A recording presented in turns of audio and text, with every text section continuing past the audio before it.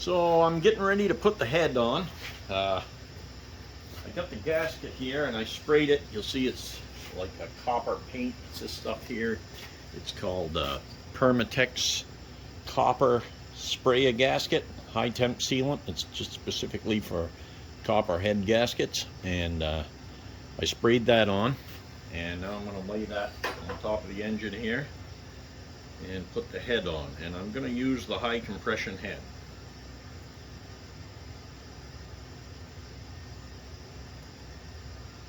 This will only go on one way.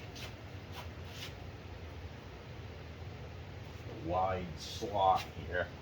This is the widest. It's wider than this one. This one is in the front, and it's here, and the wider one is in the back, and it's here. So this gasket will only go on one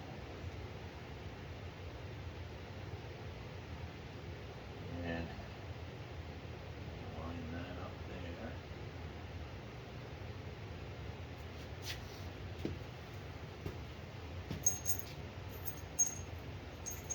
Take the head.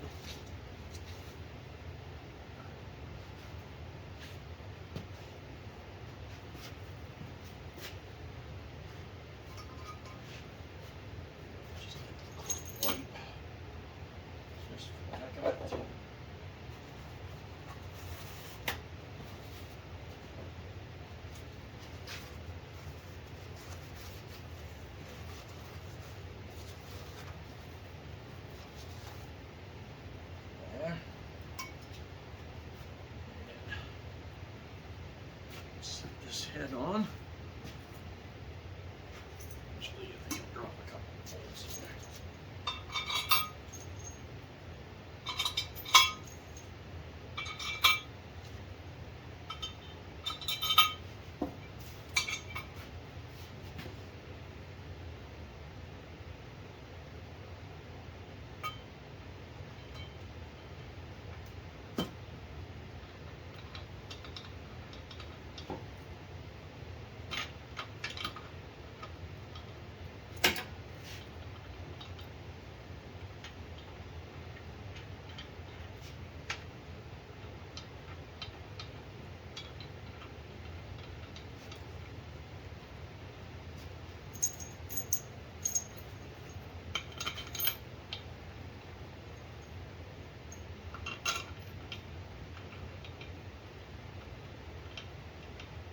Where this is an aluminum head, you have to use these stainless steel washers between the head and the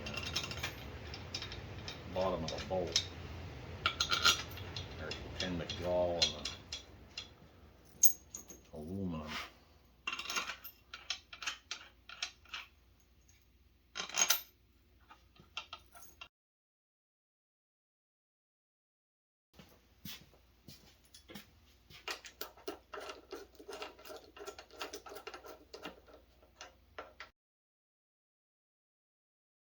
Just barely taking these out. I'm not tight at all yet. I gotta torque them.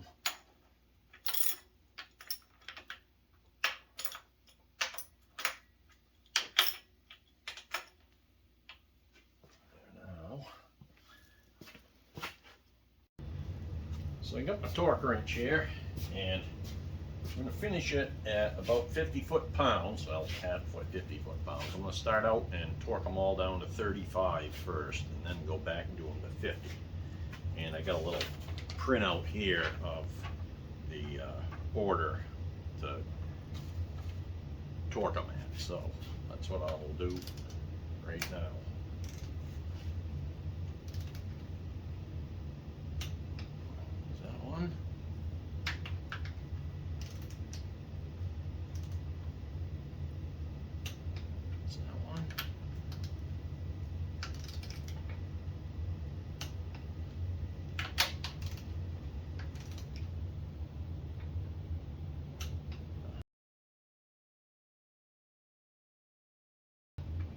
And 15.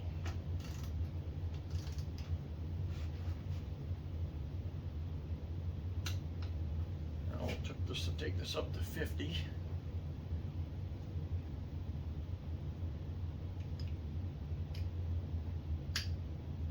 There's 50 foot-pounds. Now we'll torque them all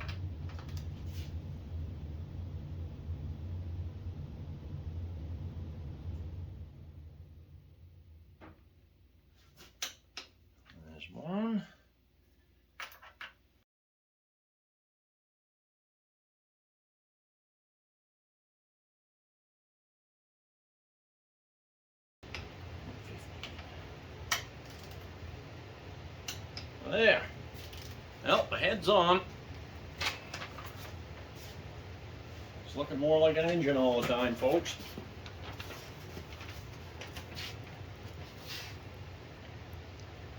You'll notice on the generator here, I've got the voltage regulator. It came in and I put it on the generator here the other day, and so that's an actual voltage regulator. So that's gonna be what goes, you know, in the vehicle and works with the generator to charge the battery instead of the cutout that they originally put on them things. Let's see. Well, that's it for today. I think the next thing I gotta do is, so I'm in the process of building an actual stand to sit that engine on so that I can get it off this mount that it's on, because this engine, the way it's mounted, you can't put the starter in and or the inlet, the water inlet in either. So this has to sit. I'm building I'm waiting for a couple parts to come in. They're supposed to be in today, actually. I'm building this frame so that I'll be able to sit that straight on the floor using the motor mounts. So everything will be free to put whatever I need to on the engine. So it'll be ready to drop in the car. I will get back to you when that's done. Well, I just thought I'd show you this. So this is the front of the starter here, and I put a new bushing. You can see the copper bushing in here, and there's some other stuff I got to do to it, but I got to bore it out so it fits the armature first, the shaft and the armature. Now this bearing that's in here that I'm not boring, it's clean. It's actually a Babbitt bushing is what that is. That was poured Babbitt and machined, and it's still in pretty good shape, so I'm not going to do anything with it. That's where the end of the Bendix goes. So the Bendix rides in that, and so this shaft, this has to be concentric to this. So this is an odd piece to bore, because on the back of it, there's nothing to hang on to on a lathe. There's no way to get this concentric other than this, and I happen to have a nice long boring bar that I'm able to use in a boring head, my milling machine here, and so I'm boring it out this way. And I just figured I'd show this to you. This is the armature right here. So here's the armature right here, and I got to get it to fit this shaft diameter right here. So that I need to take about another 4 or 5 thousandths out, I think, before it'll start to fit. So that's what I'm doing right now, and I just figured I'd show it to you. I'm going to do a boring cut here. Press that. You can see it's on a bore, so that's going to come down to 50 thousandths start, and that's 50 thou above that bushing, and then it's going to go down -2 inches, and I think I'm going to set the feed up a little bit higher. I'm going to set the feed up to 2 inches a minute and go from there. And I want to press go.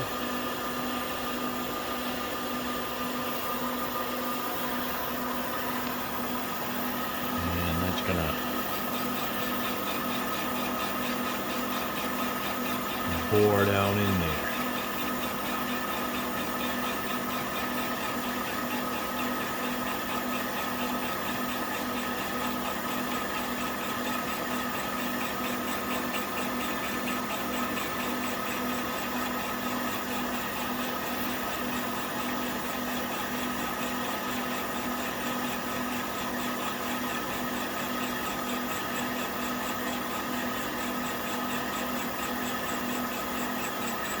I thought I was going to be able to hold it from here in the lathe and bore it from the back side, which would have made it nice.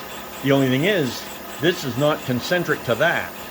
So when this is in the chuck, in the lathe, there's no way to indicate that, because it's in the back of the lathe. It's in through the headstock in the lathe, so there's no way to indicate it. So And it's not true. I indicated this and that, and they're nowhere near in line, so you would think they would be, but they're not.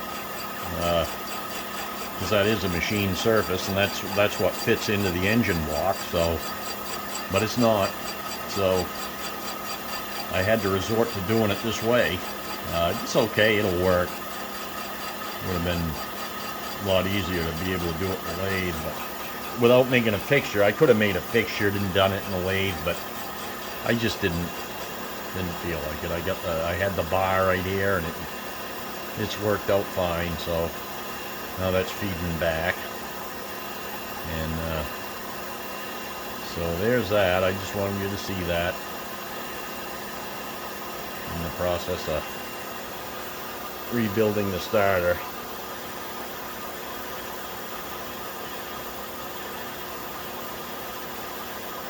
I just wanted to show you the starter here. I've rebuilt it, put in new fields, cleaned the brush holder down in there. You can see that's all been blown out. The new fields are sticking out there. I got some new brushes for it, and that's the armature. I turned the commutator down there, and I had to make this spacer for the back of the bearing, because the original bearing that's in these is Babbitt, and somebody had already replaced this bearing, and I took it out and I put in a sealed one. They had this one here, but it's wide open, so the ship can get into the bearing grooves there. So I took that out, and I bought one that was shielded, and you know, it's lubricated for life, so you don't have to worry about that. The only thing is, it's all metric, so I had to turn down the end of this shaft here, and because it was 500, so that's a ½ inch, I had to turn it down to 12 millimeters, which is 472. So I did that, and when I put it together, there was a lot of end play when you put, this is the piece that I just showed you that I bored out. When you put this on here like this, there was a lot of end play in this armature, so I had to take that up, and that's what I did. I put this on the back of this, and plus without this part of the commutator was actually hitting the brush holders down in there. You can see the top of the brush holders down there, and you can see where it was rubbing when I first put it in there and spun it. I'm like, whoa, I gotta put a space in back of that. So I just wanted to show you that, and I'm going to continue to put this together. So I just wanted to show you this starter a little bit more up close. So the starter's all together. It runs. I have hooked this to a battery, and it spins over nice. It's ready to go. This is the shaft here. This is where the Bendix goes. Now this is the Bendix over here. So this is what slides on this shaft, and this part here is what goes into that Babbitt bearing in the front. See, that's why I had to bore that concentric to it, because this has to slide in there like that. And then this goes on the end of this. So there's a keyway in this shaft, and that keyway is right there. You can see it right there. And so a Woodruff key goes in that. You don't know what that is, that's this. That's what a Woodruff key looks like. So it's got a little Woodruff key, and then this here is keyed, and it's also got a tapped hole in it here, and this goes in through there, and it goes into this recessed piece here, so that this keeps it from coming out. The key keeps it from turning on the shaft. This keeps this on, so it keeps this piece on. When this is all done, this is going to slide on here like this here, and that's going to go in there, and the Bendix spring goes over all of this. So this goes on here like this. It gets bolted in here. This goes into here and gets bolted into here with this here. And that you got to put this on after you put it in the engine, and I'll show you why. So the starter, this is the engine stand I made, and made it out of some 80/20 framing that I had. I tried to buy it on Snyder's, and they didn't have one for sale at the time. You didn't know when you'd get some in, so I had a bunch of this 80/20 that I've used on guard frames and stuff on equipment I built. And I said, geez, I think I can design up a little thing there in SolidWorks to hold this engine. And that's what I did. So I had this stuff laying around. I wouldn't want to, I didn't have to buy, I had to buy a few of the little, like these corner brackets and stuff, and these end plates. These aren't too awful expensive. I think I spent about $100 worth of stuff here, and I made these here so that I can bolt this engine, the motor mount, onto it, just like it bolts in the frame. So it's basically sitting on here, like this here, and so the starter anyway goes in through here. You can see there's the magneto coil right here, and it's got a notch in it just specifically to clear that starter, and it goes through, and you can see the ring gear on the flywheel is right there. So this is the front side of the engine, and then the back side of the engine, where the hogshead is, this is where the Bendix will go out here. So that Bendix, when that starter starts, it sucks that Bendix into this ring gear, and that's how it engages and turns over the engine. So that's why you can't, you have to put the starter in first, then put the Bendix on this side, and then there's a Bendix cover that goes over this. But I just wanted you to see that there, how that works, and just so you'll know. But yeah, that's where we're at now here. And what I'm going to do is I'm going to put that starter on, and then I'll come back and show you assembling the Bendix on this before I cover the Bendix up. And we'll go from there. And so this is what the 80/20 stuff looks like if you look at the end view of it. It's basically a so you can order different sizes of it. This is what they call 15 by 15. So this is 1.5 wide, 1.5 thick, and then you can get it any length you want it. What I do is I design up guards in SolidWorks, and then I know what size to cut it. You can tell them what size you want it cut to, and they'll ship it. It's all cut, and you just put it together like a big erector set. So and like I said, I had plenty of the 15/15 laying around here because of the stuff I'd built before, and I didn't need it anymore. So I said, what am I going to do with that? And I'm glad I didn't throw it out, because it's not cheap. I can't remember what it is. $1 something a foot, I think, or an inch maybe. I can't remember, but it's awfully expensive, and I'm glad I had it. So it worked out great to make this. I even got some little casters there. I can move this around easy, it moves around nice and easy, I can roll this around like this here if I want to. And it's got the engine sitting up there. Now I can put the starter on. I couldn't do that when it was in the engine stand before, but now I'll be able to do that easy. And when it'll be all together, and when I get ready to put it in the frame, it'll be right here. All right.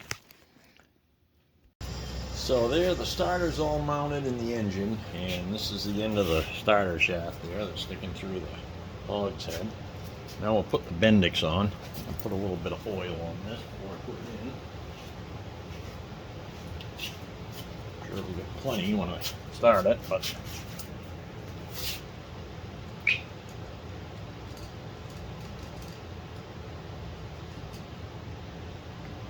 there, that's oiled up. Slide that in. Screw over there. I turned the shaft so that the hole for the bolt there's there, and there's the keyway. So put the key in.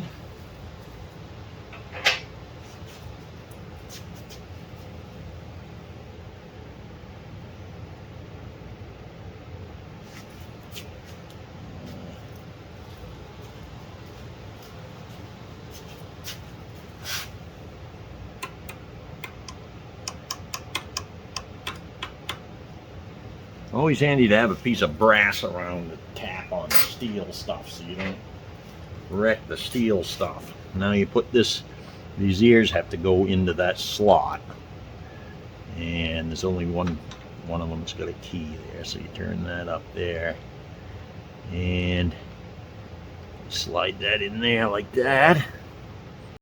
There, now I get that turned up there. I will put this spring on. So the spring has to go over the whole thing. We gotta put a bolt in there. This bolt doesn't have a dog on it. So these little lock washer things go on here, and they go, one side goes down.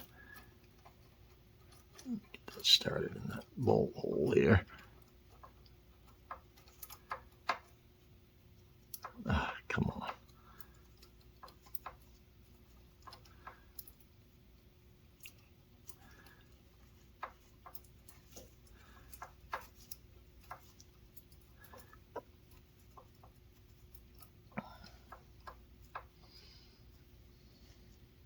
Yeah, so you put one tab side down there. Now when I tighten that, I'm going to bend this tab up around this so this can't loosen. But first I'm going to put this other one in. And that also has a lock on it.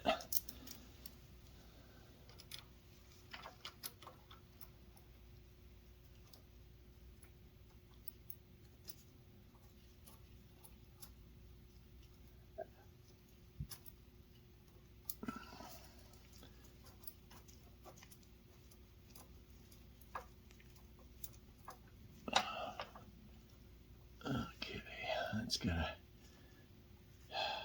come back up around here. It's gonna get locked into that spring. Come on. Okay, that's gonna stay right down there.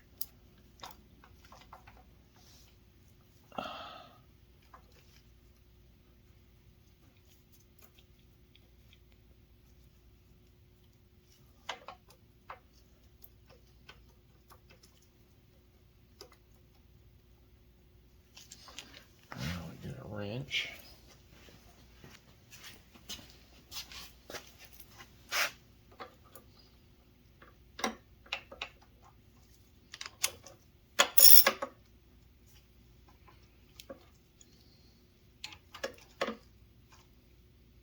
Yeah.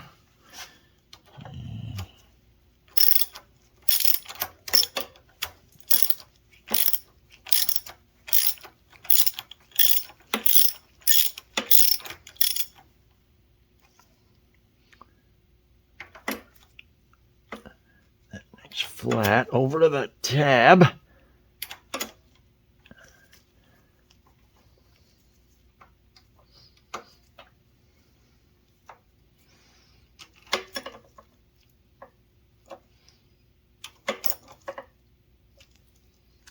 There.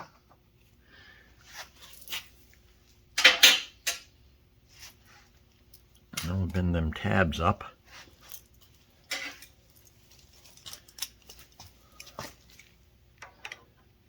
This one up here.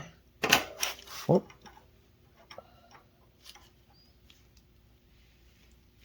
Yeah, that one can't loosen. I'll bend this one up here.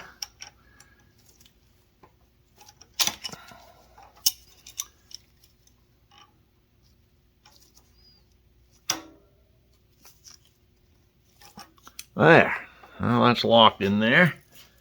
It should be good.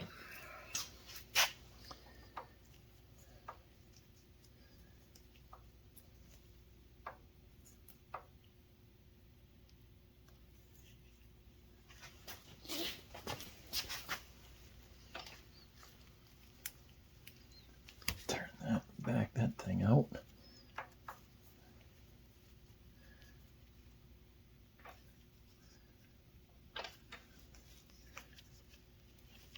There,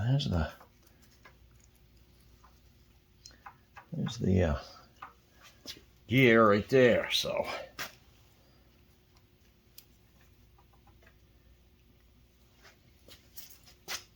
And that's it.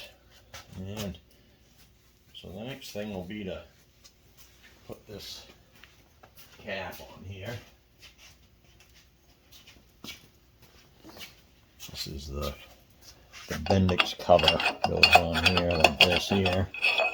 It gets bolted to there. I got to put a gasket on it, but that's the Bendix cover. So that's the starter, basically. And we'll keep going on this. We only got a couple more things to bolt onto it. I'll put the manifolds on over there, and the carburetor on, and fan, and that'll do it.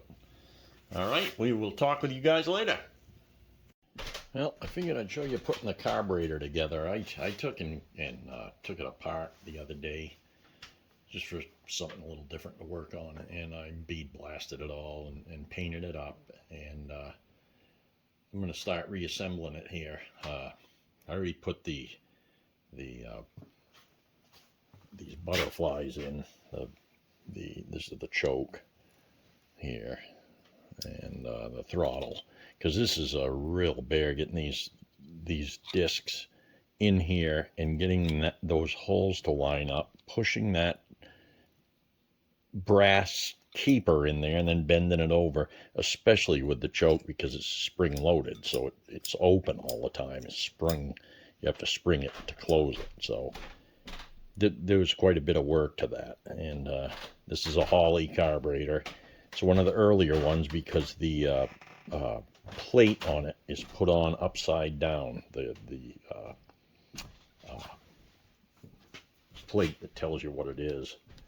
I wipe the paint off it, but yeah, this is, so it's definitely an old carburetor, but it's fine shape. There's nothing really wrong with it. Too bad. I did buy a new needle valve for it, because you just can't reuse that. That's pretty well shot. So I got that new, but like this here, this spray nozzle, I just cleaned that up. That's still in good shape. The main jet adjustment there, that's in good shape. So, and the float, that was in fine shape. That brass float, I just lightly bead blasted it. It had a lot of shit around it, you know. It was like rotted looking, not really rotted, just mold on it.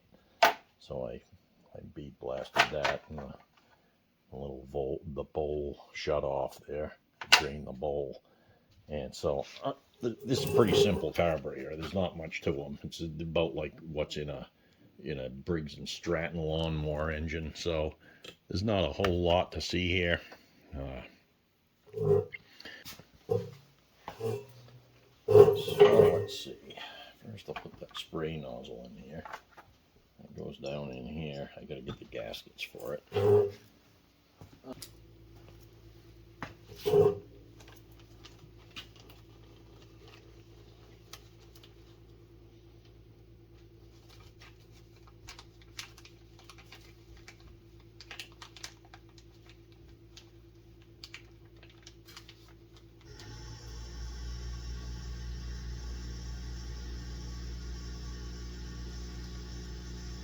Gasket. It just screws down the bottom of this.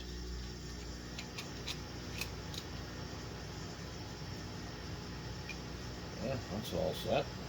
I'll put the new needle valve seat in. That's this here. Screws right in here.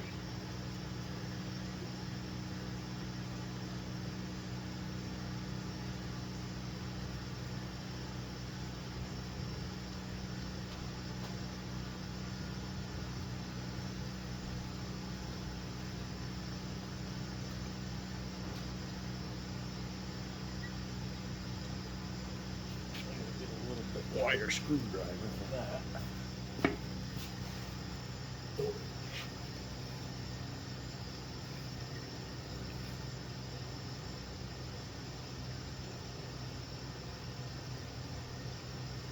there.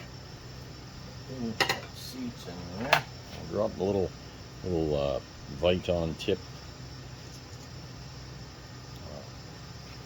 needle valve in there. I need to put this float on here.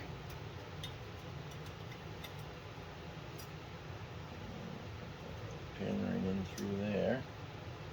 Now I need to adjust this, so that's definitely up too high. That needs to come down quite a bit.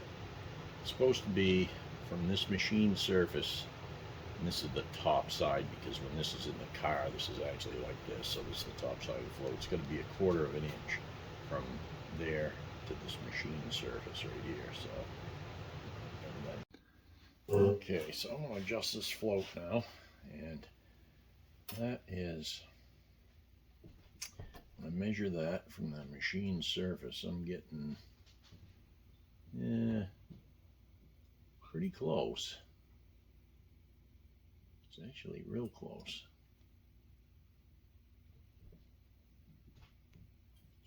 It does look pretty good.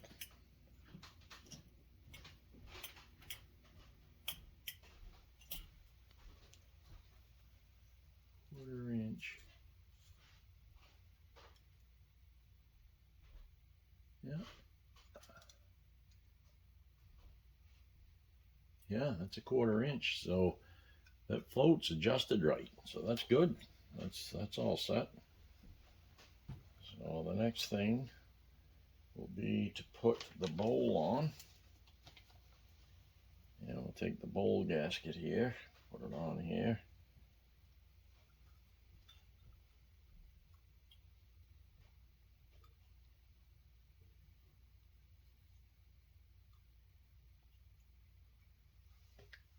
Bowl.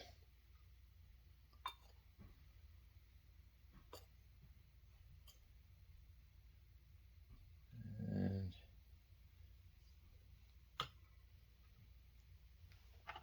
this is that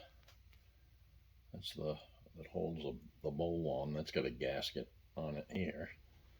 So that goes on here.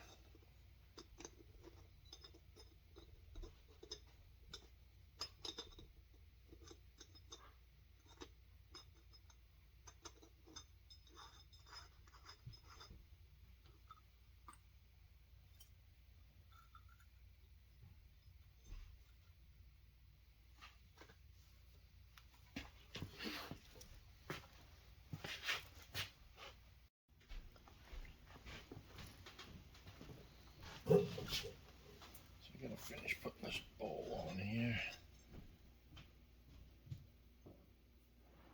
Tighten that up.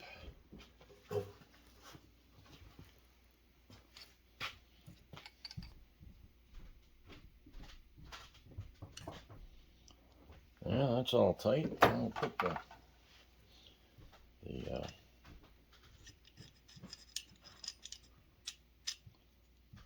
bowl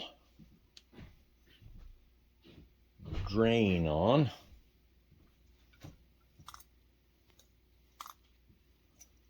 And that's that. And then the only thing left is this here. This needle valve just screws into this, and this screws into here. And as you tighten that down, it locks onto this. And this is the main jet adjustment. So I'm going to bring that down so it just shuts off on that main jet there.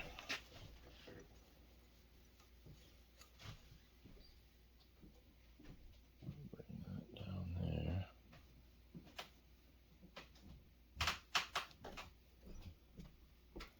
There, I want to tighten a little bit so it's got a little bit of resistance.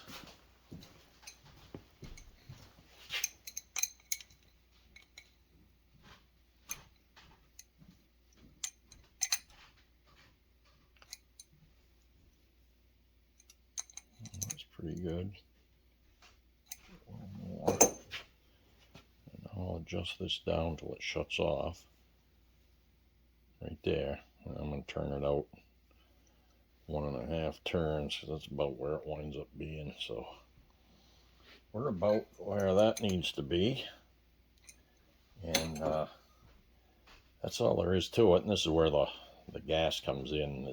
I'm not going to use this elbow. I'm going to put a shut off on it, but this normally the gas comes right into this, and this mounts on the engine right there. So that's how that goes.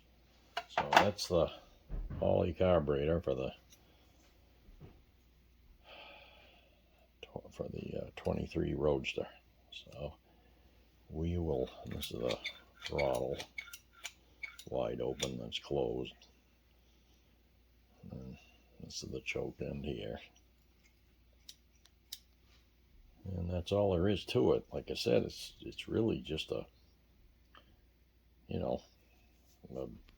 carburetor like you'd see on a